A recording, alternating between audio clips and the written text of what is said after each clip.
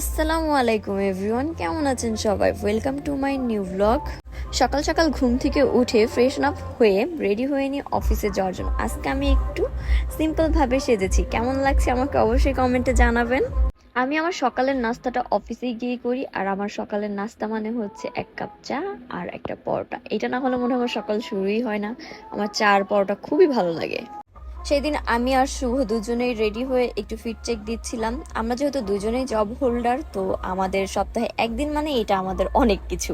ওয়েদারটা যতটা সুন্দর, প্লেসটা ঠিক ততটাই সুন্দর। তো সেদিন আমরা গিয়েছিলাম দিয়াবাড়িতে শুটের জন্য। তো আমি যে শাড়িটি পরে আছি এটি পেয়ে যাবেন আমার পেজ @বায়ানিতে। শাড়ির কালার কম্বিনেশন এবং প্লেস দুটোই মারাত্মক সুন্দর।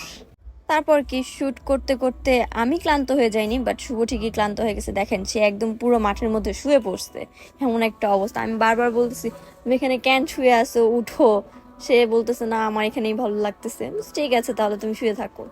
তারপর আমরা চলে যাই হচ্ছে মার্কেটে। মার্কেট থেকে আমি আমার কন্টেন্ট বানানোর জন্য কিছু অ্যাক্সেসরিজ কিনে নিয়ে আসি। আমার মতে প্রতিটা মেয়েরই সেলফ ইন্ডিপেন্ডেন্ট হওয়াটা খুবই জরুরি, এবং এই সেলফ ইন্ডিপেন্ডেন্ট হওয়ারও একটা অ্যাডভান্টেজ আছে। সেটা হচ্ছে আপনি আপনার নিজের টাকার সাথে সাথে হাজব্যান্ডের টাকাও উড়াতে পারবেন।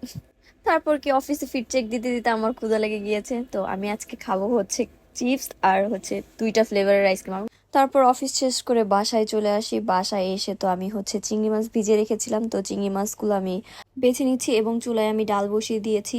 আজকে হচ্ছে খাবার হবে পাতলা ডাল, সাথে হচ্ছে চিংড়ি মাছ ভুনা। তো পাতলা ডালটা রান্না করতে করতে আমার চিংড়ি মাছ বাছাও শেষ, তো আমি চিংড়ি মাছটা ভুনা করে নিয়েছি। এখন খাওয়া দাওয়া করে নিব। এই ছিল আজকে সারাদিনটি আমার। ভালো থাকবেন সবাই, দেখা হচ্ছে নতুন একটি ব্লগে। Till then, tata.